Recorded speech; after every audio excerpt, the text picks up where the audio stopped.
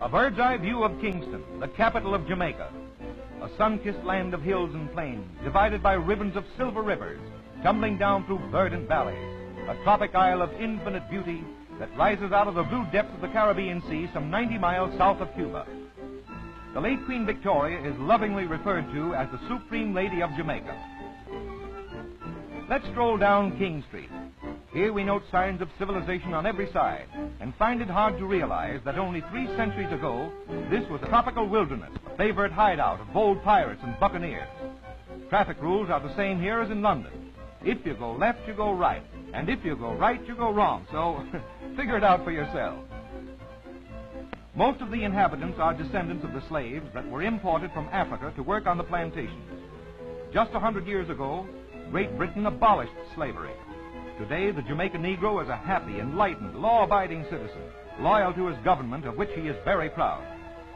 Saturday is market day, but only a few have a donkey with which to bring in the produce from their farms. The men usually stay at home to work the farms, while the women walk to market, carrying everything on their heads. Some of them have to walk 10 miles or more. When they have sold their wares, they start home, loaded down with supplies for their families. Walking must be good in Jamaica. Coffee beans, undated. Sugar and no cream.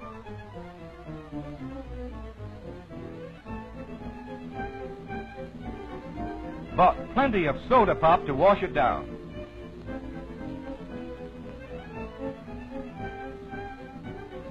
The peasant Negroes of Jamaica are very much attached to their little homes and their plots of land. Their cabins are clean, sanitary, and pleasant to live in. Long before we had our NRA, these Jamaicans had a code of their own. A 4-day week gets them enough money for their everyday needs. Their clothing is scanty at times, but they always dress with due regard to modesty. The women have acquired the habit of using plenty of soap, so that the entire family is kept clean, in appearance at least.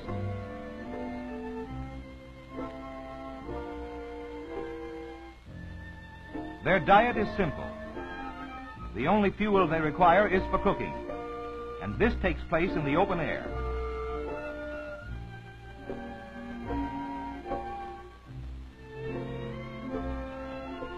Say, isn't he cute? Well, then children are always fascinating.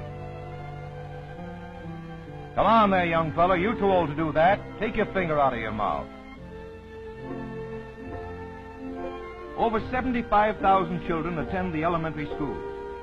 They are taught their letters and their numbers by the singing method. They are very fond of singing. The teachers are natives, and they have been well prepared for their profession. They seem to start their education at an early age in this island, but then perhaps it's the mother who is trying to brush up on her own reading, writing, and arithmetic. Well, here's Kitty, who wants to learn how to spell mouse. As a rule, these children are well behaved and take a real interest in their lessons. The Jamaicans are known for their placid dignity. It must be an inborn trait. Just see how quiet and orderly these youngsters are as they march out of school. Here's an interesting group. This young mother of 7 children adds to the family budget by breaking stone for road building, at the same time keeping her eye on her brood. She chants as she works, marking time with the stone hammer. Quite an original lullaby for the babies. Oldest boy is already earning his way. And it won't be long now before these two will be making little ones out of big ones.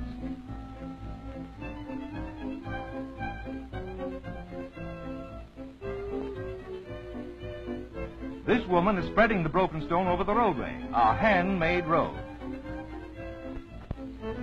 Jamaica has an ideal soil and climate for raising sugarcane.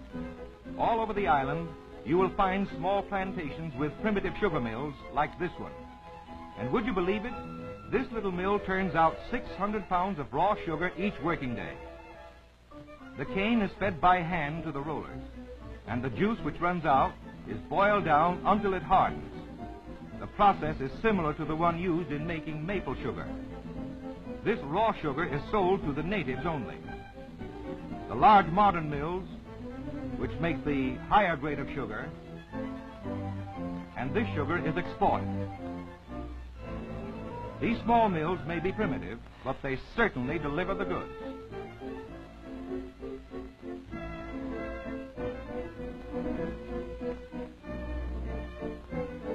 Jamaica is also an ideal place for growing bananas because it has a rich, fat soil together with plenty of heat and moisture. These are young trees, about 3 months old. In another 5 or 6 months, they will bear fruit.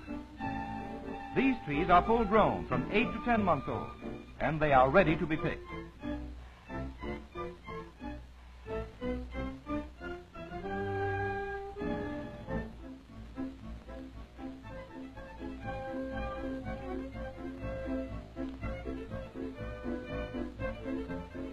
Each tree bears only one crop. When the bananas are cut off, the picker destroys the tree. The shoots that spring up out of the roots grow rapidly to furnish the next crop.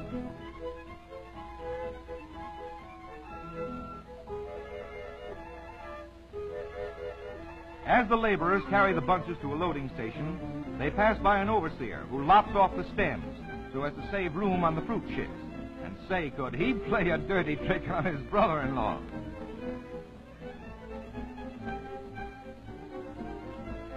On very large plantations, they have narrow-gauge railroads for delivering the bananas to the wharves. On this one, a bullock cart answers the purpose. And here's the motive power. Here they come, along one of those handmade roads, bound for the waterfront.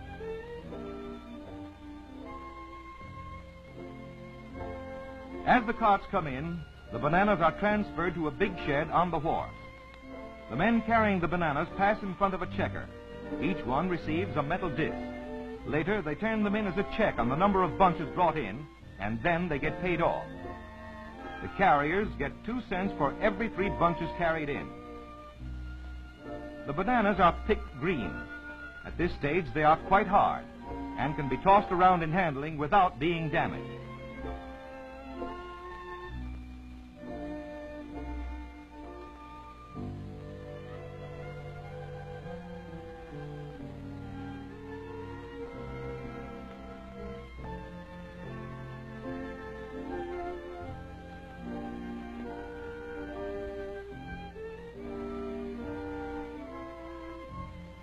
Now, while the lighters go out to the ship and unload, let's wander along the shore and give the fishing industry the once-over.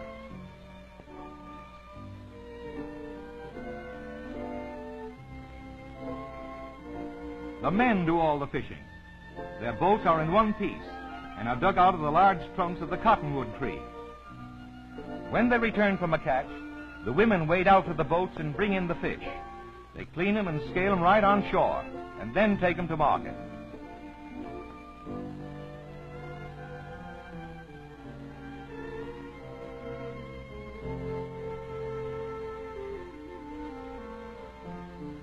Ah, Jamaican fish hound.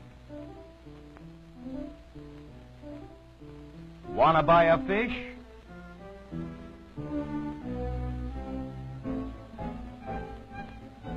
Well, after all, we've missed our boat. But who cares? Jamaica is such a pleasant place in which to loaf, we don't mind having to wait for the next steamer, do we?